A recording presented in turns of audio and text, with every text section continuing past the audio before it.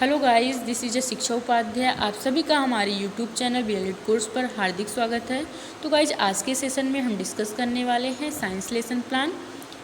Topic है यानी प्रकरण जंतुओं में पोषण यानी न्यूट्रिशन इन एनिमल्स। तो गाइस, इस टॉपिक पर अगर आपको लेसन प्लान बनाना है तो ये वीडियो आपके लिए हेल्पफुल है। अगर साइंस के बारे में या साइंस का लेसन प्लान कैसे बनाया जाता है तो भी अगर आपको ये चीज़ सीखना है तो भी ये वीडियो आपके लिए हेल्पफुल है। तो चलिए गाइस, बिना किसी देरी के स्टार्ट करते हैं कि लेसन प्लान कैसे बनाया जाता है। और जैसे कि आप इसके बाद अब आप जैसे कि पहले लिख दिए हैं विज्ञान पाठ योजना और संख्या जो भी है आप डाल सकते हैं। और फिर उसके बाद आप लिखेंगे दिनांक, कक्षा, विषय, प्रकरण, चक्र, अवधि। विषय के बाद ही प्रकरण लिखना है, क्योंकि अगर आप पहले किताब खोलते हैं, पहले किताब आता है, किताब एक सब्जेक्ट कराता है, उसके अंतर्गत टॉपिक दिया रहता है। तो पहले विषय आता है यानी आपका जो भी सब्जेक्ट है वो आएगा, उसके बाद प्रकरण आएगा यानी जिस भी टॉपिक के बारे में आप पढ़ाने जा रहे हैं वो। इस तरीके से आपको अंडरलाइन करना है। अगर आप क्लास में प्रेजेंट भी कर रहे हैं फिर भी आपको अंडरलाइन करना है, ताकि जो भी टॉपिक आप पढ़ाने जा रहे हैं वो हाईलाइट हो जाए और बच्चे अच्छे से समझें और समझ पाएँ कि कौन सा टॉपिक पढ़ाया जा रहा है। और जो भी एग्जामिनर आपका ये चीज़ इंस्पेक्शन करने के लिए यानी निरीक्षण करने के लिए आ रहा है, उसके लिए भी समझ में उसको भी आ सके कौन सा टॉपिक पढ़ाया जा रहा है। अगर आपका ये है तो आपका जो क्रिटिसिज्म है वो भी अच्छे से किया जाएगा। तो ये सब आपको ध्यान देना होगा। फिर गाइस, उसके बाद सामान्य उद्देश्य लिखा जाएगा यानी सामान्य उद्देश्य के अंतर्गत आपको जो सब्जेक्ट बच्चे को पढ़ाने जा रहे हैं आप, जैसे कि वो विज्ञान है तो विज्ञान से संबंधित बच्चों का क्या विकास होगा, यानी अगर बच्चे विज्ञान पढ़ रहे हैं तो उनका क्या नॉलेज में क्या इम्प्रूवमेंट आएगा, उनके नॉलेज में या उनके नॉलेज में क्या इन्हेंस होगा, या वो क्या सीख पाएंगे, उनका मानसिक विकास कैसे होगा, चारित्रिक विकास कैसे होगा इस सब्जेक्ट को पढ़ने पर, या उनका सृजनात्मक विकास कैसे होगा, तार्किक विकास कैसे होगा। तो ये सब विकास उनका कैसे होगा ये टीचर को पहले से ही निर्धारित करना पड़ता है। वो टीचर भी हो सकता है छात्राध्यापिका या छात्राध्यापक भी हो। तो जो भी छात्राध्यापिका या छात्राध्यापक ये लेसन प्लान बना रहे हैं उनको ध्यान रखना होगा कि हम बच्चे को अगर साइंस सब्जेक्ट पढ़ा रहे हैं तो किस तरीके से साइंस से बच्चे का विकास होगा। फिर गाइस, इसके बाद है विशिष्ट उद्देश्य। विशिष्ट उद्देश्य यानी कि स्पेशल या स्पेसिफिक ऑब्जेक्टिव्स। इसमें आपको ज्ञानात्मक, बोधात्मक, कौशलात्मक उद्देश्य लिखना होगा। जैसे कि अगर बच्चों को आप जंतुओं में पोषण या न्यूट्रिशन पढ़ा रहे हैं तो बच्चों का ज्ञानात्मक यानी ज्ञान में क्या उनकी वृद्धि होगी, उनकी समझ में क्या वृद्धि होगी, उनकी स्किल में क्या वृद्धि होगी, इन सब के बारे में आपको लिखना होगा। फिर गाइस, इसके बाद सहायक सामग्री लिखना होगा, यानी आप अपने टीचिंग को क्लास में प्रेजेंट करते टाइम उसको और ज़्यादा इफ़ेक्टिव बनाने के लिए और इंटरेस्टिंग बनाने के लिए, ताकि जो बच्चे हैं वो ज़्यादा से ज़्यादा सीख सकें, उनके नॉलेज में इम्प्रूवमेंट आ सके। तो इसके लिए आप जो भी टूल्स, मॉडल्स, चार्ट का प्रयोग करते हैं उन सभी चीज़ों का आप यहाँ पर उल्लेख कर सकते हैं जो भी आप यूज़ किए हैं टीचिंग को इफ़ेक्टिव बनाने के लिए। तो इसी को कहा जाता है टीचिंग लर्निंग मटेरियल।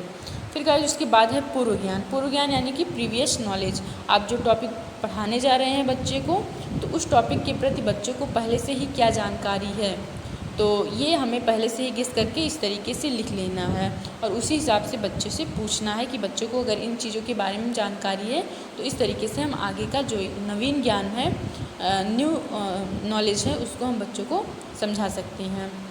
या फिर उसके बाद हम करेंगे प्रस्तावना प्रश्न। प्रस्तावना प्रश्न जिसको इंग्लिश में कहते हैं इंट्रोडक्टिव क्वेश्चंस। ये क्वेश्चन इस तरीके से होने चाहिए कि बच्चे के दैनिक जीवन से रिलेटेड रहना चाहिए, क्योंकि हम बच्चे को जो भी नवीन ज्ञान देने जा रहे हैं अगर उसको पूर्व ज्ञान से कनेक्ट करके पढ़ाएंगे तो वो ज्ञान बच्चे का ज़्यादा अस्थायी होगा, ज़्यादा स्टेबल होगा और वो ज़्यादा से ज़्यादा सीख पाएंगे। तो इस तरीके से हमें प्रस्तावना प्रश्न जो करना है, जिससे टॉपिक निकलवाया जाता है कि हम क्या पढ़ने जा रहे हैं, तो ये जो है उनके दैनिक जीवन से संबंधित क्वेश्चन को ही पूछना चाहिए। जैसे कि यहाँ पर छात्राध्यापिका की क्रिया में आप देख सकते हैं लिखा गया है कि हमें अपने कार्यों को करने के लिए किसकी आवश्यकता होती है। बच्चे कहेंगे कि हमें अपने कार्यों को करने के लिए ऊर्जा यानी एनर्जी की आवश्यकता होती है। फिर हम कहेंगे कि ऊर्जा की प्राप्ति हमें किससे होती है। बच्चे कहेंगे कि ऊर्जा की प्राप्ति हमें भोजन से होती है। फिर हम कहेंगे कि भोजन के भिन्न भिन्न स्रोतों को खाने से जंतुओं को क्या मिलता है। हो सकता है बच्चे शांत हो जाएं, हो सकता है बता भी लें, तो जो भी हो। फिर उसके बाद हमें कहना है बच्चों से कि बच्चों आज हम इस विषय के अंतर्गत इस टॉपिक के बारे में विस्तार पूर्वक अध्ययन करेंगे। तो इसी को कहा जाता है उद्देश्य कथन, यानी स्टेटमेंट, एम्स ऑफ स्टेटमेंट यानी उद्देश्य कथन। फिर गाइज उसके बाद हम अपने टॉपिक को क्लास में प्रेजेंट करेंगे। उसके लिए विकासात्मक प्रश्न सबसे पहले पूछेंगे। विकासात्मक प्रश्न टॉपिक को और आगे बढ़ाने के लिए पूछा जाता है कि हम बच्चों से पूछेंगे, और उसके बाद जहाँ बच्चे समझ नहीं पा रहे हैं, नहीं बता पा रहे हैं, वहाँ हम बच्चे को एक्सप्लेन करके अच्छे से हर एक चीज़ के बारे में समझाएंगे। और साथ ही साथ बोधात्मक प्रश्न भी करेंगे बच्चों का नॉलेज चेक करने के लिए कि बच्चे को समझ में आ रहा है कि नहीं। अगर समझ में आ रहा है तो फिर हम अपना नेक्स्ट टॉपिक स्टार्ट करेंगे। अगर बच्चों को समझ में नहीं आ रहा है तो हम उसको अपने टीचिंग में थोड़ा और इम्प्रूवमेंट करके, थोड़ी और फ्लेक्सिबिलिटी के साथ, थोड़ी और इजी वे में समझाएंगे, ताकि बच्चों को ज़्यादा से ज़्यादा समझ में आ जाए। और फिर समझ में आ जाए फिर ही हम नेक्स्ट टॉपिक या नेक्स्ट जो भी चीज़ें हैं उस पर बढ़ेंगे। ऐसा नहीं है कि बच्चे को समझ में नहीं आया और हम चाहे जो भी ऐसे पढ़ाते चले जा रहे हैं। तो मेन मकसद हमारा या टीचर का या छात्राध्यापक का मकसद ये होना चाहिए कि बच्चे को ज़्यादा से ज़्यादा समझ में आए। फिर गाइज इस तरीके से आप यहाँ ये सब समझाने के लिए शाकाहारी, मांसाहारी जंतु कौन से हैं, और उसके बाद सर्वाहारी जंतु कौन से हैं, परजीवी जंतु कौन से हैं, कीटहारी जंतु कौन से हैं, अपमार्जक जंतु कौन से हैं, ये सभी चीज़ आप समझाने के लिए इस तरीके से आप मॉडल का भी यूज़ कर सकते हैं, चार्ट का भी यूज़ कर सकते हैं, और फिर मतलब इस तरीके से आप बच्चों को दिखाकर समझा सकते हैं, ताकि बच्चे अगर इस तरीके से टीएलएम का अगर प्रयोग करके आप बच्चों को सिखाएंगे तो वो ज्ञान बच्चे का स्टेबल रहेगा, क्योंकि बच्चे हर एक चीज़ देखेंगे, सुनेंगे, समझेंगे। तो इस तरीके से आप अपने फाइल में भी मतलब लगा सकते हैं ऐसे फ़ोटो कि आपने ये क्लास में प्रेजेंट करते टाइम ऐसे यूज़ किया था, और उसी का एक मॉडल या प्रारूप यहाँ मैंने चिपकाया है अपने फाइल में। तो ये अच्छा इफेक्ट पड़ेगा एग्जामिनर पर भी, और बच्चे तो अच्छे से सीख ही जाएंगे। तो इस तरीके से हमें ये सब करना है और समझाना है हर एक टॉपिक को। फिर गाइस उसके बाद लास्ट में तो गृह कार्य दिया जाएगा, लेकिन उसके पहले आप श्यामपट्ट कार्य अपने इसमें फाइल में लिखेंगे। श्यामपट्ट कार्य जो भी आप क्लास में चित्र बनाए हैं या जो भी चीज़ें समझाए हैं ब्लैक बोर्ड पर या जो भी लिखे हैं, वो सभी चीज़ें जो भी लिखने लायक हैं बच्चों से कहेंगे लिखने के लिए, और उसको अच्छे से समझाते भी चलेंगे। और अपने इस फाइल में इस तरीके से बाएं पेज पर अंकित कर दें। अगर यहाँ जैसे लिखा गया है बाएं पेज पर अंकित है, तो आप बाएं पेज पर अपने फाइल पर चिपका देंगे इस तरीके से। फिर गाइस उसके बाद निरीक्षण कार्य यानी इंस्पेक्शन वर्क लिखा जाएगा, और इस टाइम आप बच्चों क्लास में इधर उधर मतलब हर एक साइड देखेंगे कि बच्चे अच्छे से लिख रहे हैं, समझ रहे हैं कि नहीं। बीच बीच में भी आप इंस्पेक्शन वर्क कर सकते हैं।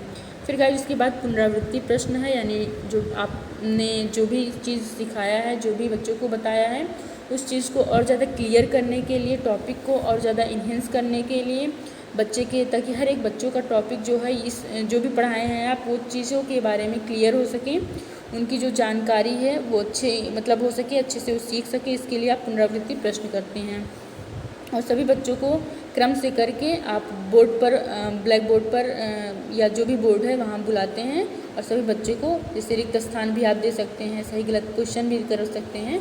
इस तरीके से आप क्वेश्चन बना सकते हैं, सही मिलान लगाइए, ये सब आप बच्चों से करवा सकते हैं, ताकि उनका जो भी टॉपिक है और ज़्यादा क्लियर हो सके।